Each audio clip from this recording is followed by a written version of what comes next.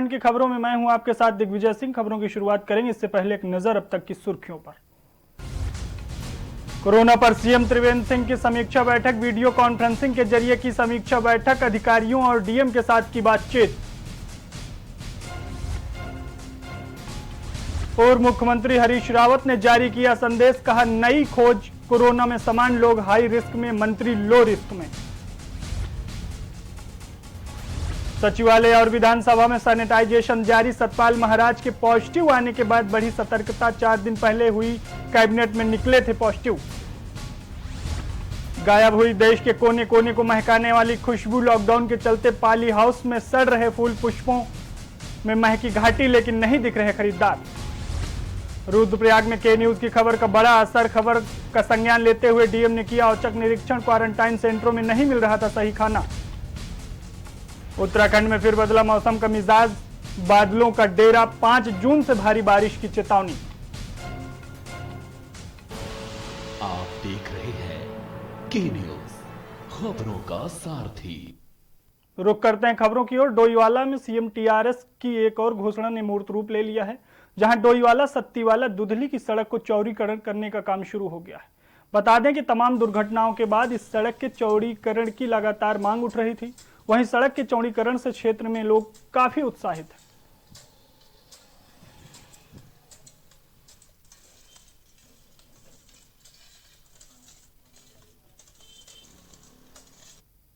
BD Pandey अस्पताल में corona संभावितों और संक्रमितों के नमूने लेने और जांच करने वाली टीम के 5 डॉक्टरों सहित 11 स्टाफ के नमूने जांच के लिए हल्द्वानी भेजे गए।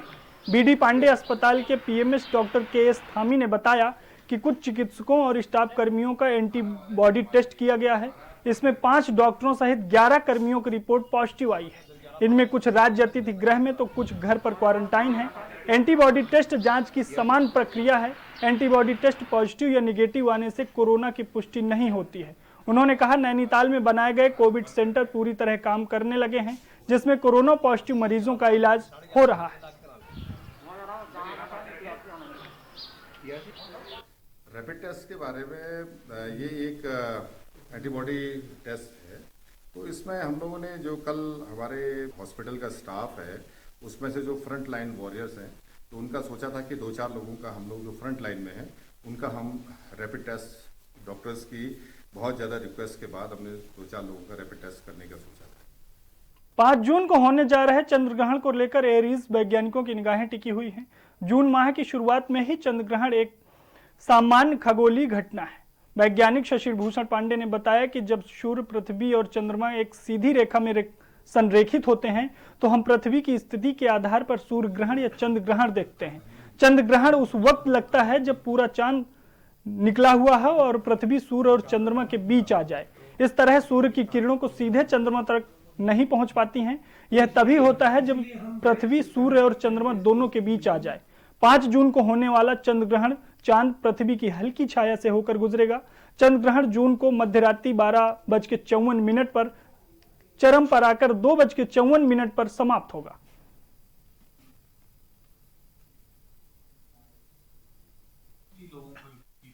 चंद्र ग्रहण जो कि 5 और 6 जून 2020 को होने जा रहा है, यह एक सामान्य खगोलीय घटना है, जो कि जैसा कि हम सभी जानते हैं कि चंद्र ग्रहण फुल मून के दिन होता है, जब सूरज, पृथ्वी और चंद्रमा एक लाइन में आते हैं और पृथ्वी की छाया चंद्रमा पर पड़ती है। कहने का मतलब सूरज का लाइट ब्लॉक होता है, जिसके नाते ये चंद्र ग्रहण की घटना होती है। सीमांत खटीमा के नगरा तराई गांव में शारदा नहर पर पिंचिंग और तटबंध का यूपी सिंचाई विभाग द्वारा कार्य करवाया जा रहा है, जो कि काल पुल से झनक पहिया लगभग 3 किलोमीटर के कार्य में ठेकेदार ने नहर के डोलों में सड़क खोदकर मिट्टी डाल दी है, जिससे सड़क का लेवल सड़क किनारे के तालाब के बराबर आ गया है, जिसके चलते ग्रामीणों में आक्रोश है। वहीं उप प्रधान ने कहा कि बरसात के समय जंगल समेत लोहिया, हेड़, चौड़ा पानी, काला पुल और सूखा पुल सारे क्षेत्र का पानी तालाब में आ जाता है, जबकि सड़क के दोनों साइड नहर और तालाब है, जिस कारण कभी भी बड़ा हादसा हो सकता है। इस मामले को लेकर तहसीलदार यूसुफ अली ने मौके पर जाकर कार्रवाई की बात कही है। मामला संज्ञान में अभी आया नहीं है। अगर संज्ञान में आया है तो उसकी जो है जांच करा ली जाएगी। जांच उपरांत जो है उसमें कार्रवाई की जाएगी। नैनीताल हाईकोर्ट ने चमोली में प्रधानमंत्री ग्रामीण सड़क योजना के तहत सरकोट में बन रही सड़क में आने वाले जल स्रोत और पेड़ों को न काटे जाने वाली जनहित याचिका पर सुनवाई के दौरान प्रधानमंत्री ग्रामीण सड़क योजना के चीफ इंजीनियर ने अपना पक्ष रखते हुए कोर्ट को अवगत कराया कि जल स्रोतों के आसपास के काटे जाने वाले पेड़ों की संख्या टाइपिंग मिस्टेक की गड़बड़ी हुई है, जिस पर कोर्ट ने नाराजगी व्यक्त की है। चीफ इंजीनियर से 1 सप्ताह के जवाब दाखिल करने को कहा है, साथ ही तब तक पेड़ों के कटान पर रोक लगा दी गई है। मामले की सुनवाई 12 जून की तिथि नियत की गई है। पिछली डेट पे माननीय उच्च न्यायालय द्वारा प्रधानमंत्री ग्रामीण सड़क योजना के अधिवक्ता महोदय से को यह निर्देश दिए थे कि वह इस बारे में अपने डिपार्टमेंट से पता करके माननीय उच्च न्यायालय को अवगत कराएं कि इसमें कितने पेड़ कटने वाले हैं। उसी क्रम में आज माननीय उच्च न्यायालय के समक्ष तारीख नियत थी। माननीय उच्च न्यायालय में आज इस मामले की सुनवाई हुई। सुनवाई में प्रधानमंत्री ग्रामीण सड़क योजना के अधिवक्ता द्वारा माननीय उच्च न्यायालय को यह अवगत कराया गया कि जो उसमें पेड़ों के पतानों की जो संख्या उन्होंने उल्लिखित की है जो टेबल में, वो कुछ उनकी ओर से उसमें टाइपोग्राफिकल एरर है, यानी कि टाइपिंग में मिस्टेक है। नैनीताल हाईकोर्ट ने सरयू नदी बागेश्वर में खनन कार्य के लिए उपयोग किए जाने वाले भारी मशीनों पर रोक लगाने संबंधित जनहित याचिका में सुनवाई की है। सुनवाई करते हुए खनन कार्य पर लगी भारी मशीनों पर रोक जारी रखते हुए प्रभावित पक्षकारों से अपने प्रत्यावेदन गठित समिति के समक्ष पेश करने को कहा है और उसका निर्णय जिला अधिकारी के विवेकाधीन रहेगा, चाहे वो खनन में भारी मशीनों को अनुमति दें या नहीं। बता दें कि मामले की सुनवाई मुख्य न्यायाधीश रमेश रंगनाथन और न्यायमूर्ति आरसी खुलवे की खंडपीठ में हुई।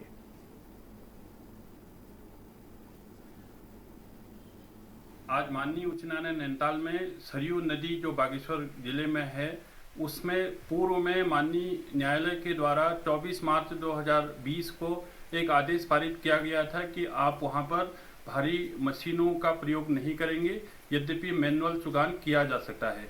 वहीं पर कुछ खनन व्यापारियों के द्वारा उसमें मॉडिफिकेशन एप्लीकेशन दाखिल की गई थी, जिस पर याचिकाकर्ता के द्वारा आपत्ति लगाई गई। आज माननीय उच्च न्यायालय नैनीताल ने स्पष्ट किया है कि यदि कपकोट और अन्य क्षेत्रों में खनन में भारी मशीनों की अनुमति की जरूरत है तो उस संबंध में समिति के समक्ष उन्हें आवेदन करना होगा। आगामी 8 जून से तीर्थ स्थलों में यात्रा को लेकर छूट दिए जाने से केदारनाथ तीर्थ पुरोहित समाज में डर बन गया है। उनकी माने तो पूरे देश में कोरोना महामारी फैल रही है और यात्रा शुरू होने के बाद देश के विभिन्न राज्यों से श्रद्धालु धाम पहुंचेंगे, जिसके बाद कोरोना महामारी और भी बढ़ जाएगी। एक रिपोर्ट देखिए। केदारनाथ तीर्थ पुरोहित समाज में कोरोना को लेकर डर। जून माह में किसी भी प्रकार की यात्रा न खोलने की मांग। केदारनाथ तीर्थ पुरोहितों ने डीएम से की मुलाकात। कोरोना से तीर्थ पुरोहित और स्थानीय लोगों में बना डर। आगामी 8 जून से तीर्थ स्थलों में यात्रा को लेकर छूट दिए जाने से केदारनाथ तीर्थ पुरोहित समाज में डर बन गया है। उनकी माने तो पूरे देश में कोरोना महामारी फैल रही है और यात्रा शुरू होने के बाद पूरे देश के विभिन्न राज्यों से श्रद्धालु धाम पहुंचेंगे, जिसके बाद कोरोना महामारी और भी बढ़ जाएगी। ऐसे में केदारनाथ यात्रा को जून माह में शुरू किया जाना सही नहीं है। केदारनाथ धाम के तीर्थ पुरोहितों ने जिलाधिकारी वंदना चौहान से मुलाकात कर जून माह में किसी भी प्रकार की यात्रा न खोलने की मांग की है। उन्होंने कहा कि कोरोना महामारी के चलते तीर्थ पुरोहित समाज और स्थानीय लोगों में डर बना हुआ है। केंद्र सरकार की ओर से आगामी 8 जून से तीर्थ स्थलों में यात्रा की छूट दिए जाने से कोरोना महामारी संकट को और बढ़ावा दिया जा रहा है और कहा कि यात्रा न चलने के कारण भले ही लोगों के व्यापार पर असर पड़ा है, मगर यात्रा शुरू होने के बाद कोरोना बीमारी से लोगों को परेशान होना पड़ेगा।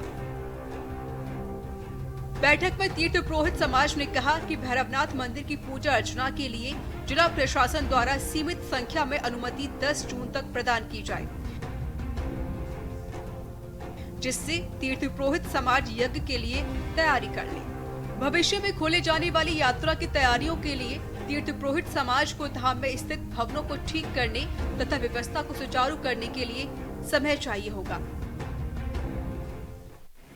बेरोजगारी, कई अपने पारिवारिक समस्याएं हैं, आर्थिक तंगी है, विद्यार्थी वर्ग हैं, परेशानी है। और इस समय अब जो भी ये तो शासन प्रशासन का निर्देश है, पर अपने ये है कि इस समय थोड़ा जून जुलाई तक, क्यों बरसात के टाइम पे बहुत संक्रमित बता रहे हैं आगे से जो रिपोर्टें आ रही है, तो आगे मौसम समय अनुकूल दे करके जो है उस हिसाब से यात्राएं जो है, जो भी शासन प्रशासन का दिशा निर्देश मिले केंद्र से, पर यहाँ की भौगोलिक स्थिति देख करके बरसात के बाद यात्रा शुरू हो सकती है। अब उसमें तो सर ऐसा है कि एक तो जो कोरोना का वो चल रहा है, उसमें जो है ये काफ़ी बड़ा मतलब उसमें चल रहा है, तो इसमें व्यवस्थाएं होनी चाहिए, तो तब जाके कुछ व्यवस्थाएं हमारे पास कुछ नहीं है, तो ऐसे में तो महामारी डीएम वंदना ने कहा कि प्रदेश सरकार के दिशा निर्देशों पर ही केदारनाथ यात्रा का संचालन होगा। जिला कार्यालय कक्ष में आयोजित बैठक में जिला अधिकारी वंदना ने बताया कि वर्तमान में सरकार की ओर से यात्रा खोलने के लिए किसी प्रकार का निर्णय नहीं लिया गया है। अभी जिला चारधाम यात्रा के संबंध में शासन से कोई दिशा निर्देश प्राप्त नहीं हुए हैं। जैसे ही इसमें कोई विस्तृत गाइडलाइन प्राप्त होती है, इसमें आपको इन्फॉर्म करेंगे। वहीं राज्य मंत्री डॉक्टर धन सिंह रावत ने कहा कि केदारनाथ यात्रा को लेकर कोई भी दिशा निर्देश नहीं मिले हैं। भारत सरकार की गाइडलाइन के अनुसार ही यात्रा को शुरू किया जाएगा। बहरहाल पर्यटन को लेकर सरकार भले ही गंभीर है, लेकिन यात्रा को लेकर कोरोना का तगड़ा असर दिख रहा है, जिससे राज्य सरकार को भारी घाटा भी उठाना पड़ सकता है। अब देखने वाली बात होगी कि हालात कब तक सामान्य होते हैं और यात्रियों का जमावड़ा केदारनाथ के दर पर फिर लगता है। रुद्रप्रयाग से के न्यूज के लिए रोहित टिमरी की रिपोर्ट। कोरोना महामारी की ऐसी मार पड़ी कि देश के कोने कोने तक जाने वाली फूलों की महक गायब हो गई है। थल क्षेत्र में हॉलैंड, एशियाटिक और ओरिएंटल लिलियम के पुष्पों से रामगंगा नदी घाटी तो सज गई, लेकिन लॉकडाउन के चलते पुष्प उत्पादन करने वाले किसानों के चेहरे मुरझा गए। हाथों हाथ बिकने वाला पुष्प के खरीदारों के नहीं पहुंचने से 30 लाख मूल्य के पुष्पों के पाली हाउसों में ही मुरझाने लगे हैं। एक रिपोर्ट देखिए।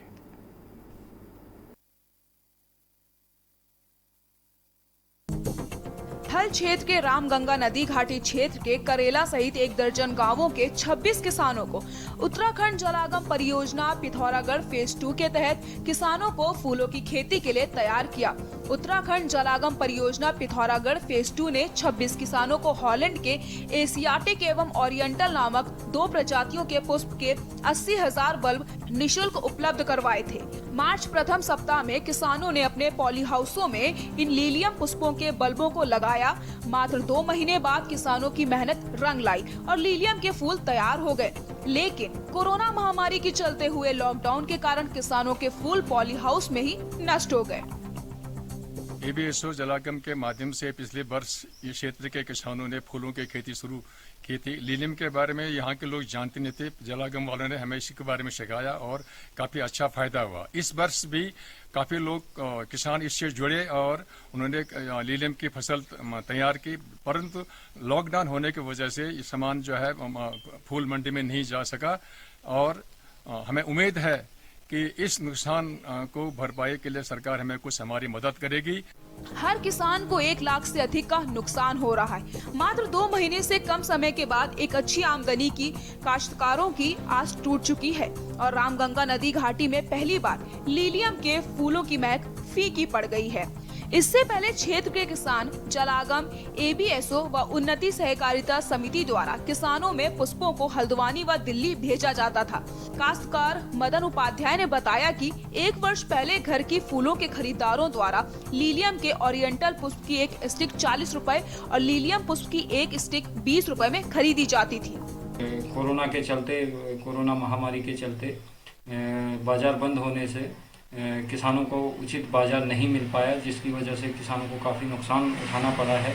जैसा कि मैं बता दूं आपको, पिछले वर्ष हमने फेडरेशन के लेवल पे 4.5 लाख का बिजनेस किया था फूलों से और इस वर्ष हमारा टारगेट लगभग 20 लाख के आसपास का था।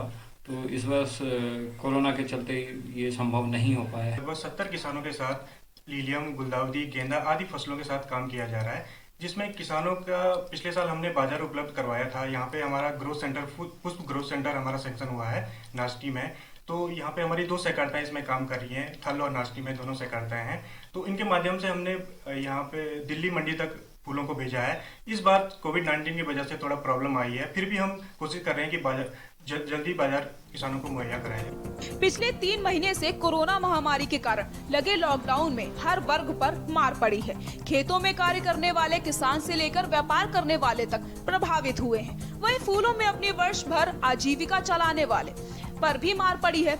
इस कोरोना के महामारी से उभरने में अभी लंबा समय लगने वाला है। अब देखना होगा सरकार इन्हें किस तरह से प्रोत्साहित करती है। के न्यूज के लिए बेरीनाग से प्रदीप मेहरा की खास रिपोर्ट। यहाँ पर रुकते हैं एक ब्रेक लिए, ब्रेक के बाद जल्द हाजिर होते हैं।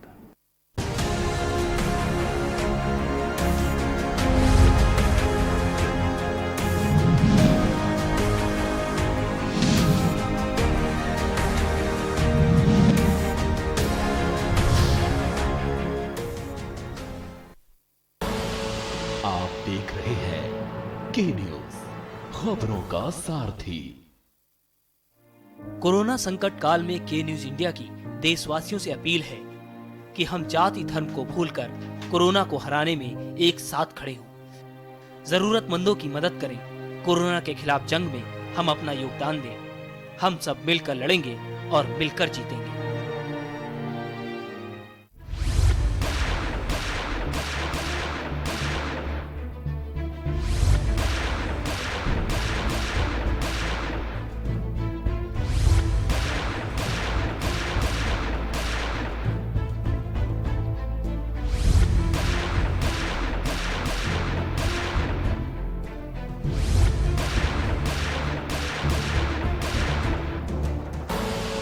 आप देख रहे हैं के न्यूज, खबरों का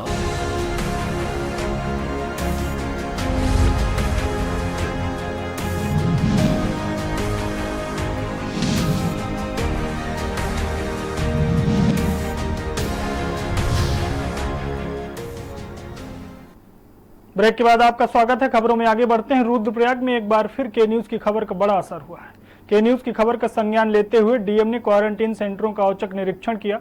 एक रिपोर्ट देखिए। रुद्रप्रयाग में के न्यूज की खबर का बड़ा असर। के न्यूज की खबर का डीएम ने लिया संज्ञान। खबर का संज्ञान लेते हुए डीएम ने किया औचक निरीक्षण। डीएम वंदना ने किया क्वारंटाइन सेंटरों का औचक निरीक्षण। क्वारंटाइन सेंटर में नहीं मिल रहा था सही खाना। खाने की गुणवत्ता को लेकर के न्यूज ने उठाए थे सवाल। क्वारंटीन सेंटर में रह रहे लोगों से डीएम ने की बात। देश के विभिन्न राज्यों से रुद्रप्रयाग जिले में आ रहे प्रवासियों को होटलों में क्वारंटीन किया गया है, लेकिन उन्हें घटिया खाना परोसे जाने से वे परेशान हैं। प्रवासियों ने जब सोशल मीडिया और मीडिया के पास अपनी परेशानियों को रखा तो उसके बाद प्रशासन की आंख खुली और जिलाधिकारी वंदना चौहान ने जिला पूर्ति अधिकारी एवं नोडल अधिकारियों के साथ क्वारंटीन सेंटरों का औचक निरीक्षण किया। डीएम वंदना चौहान ने संस्थागत क्वारंटीन सेंटर पुष्पदीप, सम्राट व शीतल होटल में रह रहे लोगों को दिए जाने वाले भोजन को लेकर निरीक्षण किया। इस अवसर पर सभी जवान पूरी सुरक्षा के साथ ड्यूटी में तैनात थे। निरीक्षण के दौरान जिलाधिकारी ने स्वयं फूड पैकेट को देखा और क्वारंटीन में रह रहे लोगों से भोजन के विषय में पूछने पर युवकों ने बताया कि सोशल मीडिया और मीडिया द्वारा खबर को दिखाए जाने के बाद होटल स्वामी अब अच्छा खाना दे रहे हैं। हर फ्लोर पे ऐसे रखे हुए हैं, तो इस फ्लोर पे कितने लोग होंगे? इस पे तो 20 लोग। सम्राट होटल में क्वारंटीन में रह रहे युवकों से बातचीत करने पर उन्होंने बताया कि अब उन्हें खाना अच्छा मिल रहा है। पिछले कुछ दिनों से उन्हें बहुत परेशानियों से जूझना पड़ रहा था। मगर अब कोई समस्या नहीं है। संस्थागत क्वारंटीन सेंटर में विभिन्न होटल से खाने की आपूर्ति हो रही है। बता दें कि कुछ दिन पहले खाने की शिकायत मिली थी, जिसके बाद प्रशासन ने जल्द एक्शन लिया और जिलाधिकारी के निरीक्षण के दौरान लोगों ने बताया कि अब कोई समस्या नहीं है। रुद्रप्रयाग से के न्यूज के लिए रोहित डीमरी की रिपोर्ट। रामपुर काठगोदाम राष्ट्रीय राजमार्ग 87 पर अचानक चलती कार में आग लग गई। इस दौरान कार चालक ने बामुश्किल कार से कूदकर अपनी जान बचाई। बता दें कि पंतनगर थाना क्षेत्र के नगला बाईपास के पास अचानक एक कार धू धू कर जल उठी। मौके पर पहुंचे पुलिस और अग्निशमन वाहन ने आधे घंटे की कड़ी मशक्कत के बाद आग पर काबू पाया। इस दौरान राष्ट्रीय राजमार्ग के दोनों ओर जाम लग गया। चालक ने बताया कि वह जानने वालों को धानाचुली छोड़कर वापस आवास विकास की इच्छा लौट रहा था, तभी नगला बाईपास के पास अचानक कार में आग लग गई।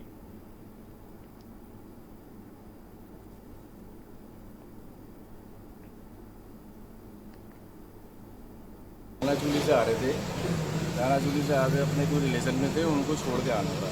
तो छोड़ के आ रहे थे तो उसके बाद इसमें अचानक ही स्पार्किंग हो गई। स्पार्किंग हो गई, अचानक ही आग लग गई। इतनी आग बढ़ गई कि मतलब उतरना ही मुश्किल पड़ गया। वो तो गाड़ी लॉक नहीं हो पाई, तो दिक्कत हो गई। अब उतर गए थे टाइम से? हाँ। अनलॉक 1 घोषित होने के बाद केंद्र सरकार द्वारा 8 जून से सभी धार्मिक स्थल खोले जाने का आदेश दे दिया गया है, जिससे सभी धार्मिक स्थलों पर सोशल डिस्टेंसिंग बनाए रखने की अपील की गई है। धार्मिक स्थल खोले जाने को लेकर सभी समुदाय के लोगों में खुशी की लहर है, तो वहीं हिंदू धर्मगुरु और मुस्लिम धर्मगुरु धार्मिक स्थलों पर कोरोना महामारी को देखते हुए लोगों से संयम बनाने की अपील कर रहे हैं। सोशल डिस्टेंसिंग के साथ मंदिर और मस्जिदों में प्रवेश करें। हिंदू धर्मगुरु मंडलेश्वर मैत्री यति जी ने धार्मिक स्थल खोले जाने पर सरकार का आभार जताया, तो वहीं भगवान के दर्शन करने वाले भक्तों को भी इस महामारी के चलते सोशल डिस्टेंसिंग का ख्याल रखना है। बिना मास्क के मंदिर में प्रवेश न करने की अपील की गई है, तो वहीं मुस्लिम धर्मगुरु के मुफ्तियों ने भी मस्जिद में कम संख्या में पहुंचकर उचित दूरी बनाकर नमाज अदा करने की अपील की है।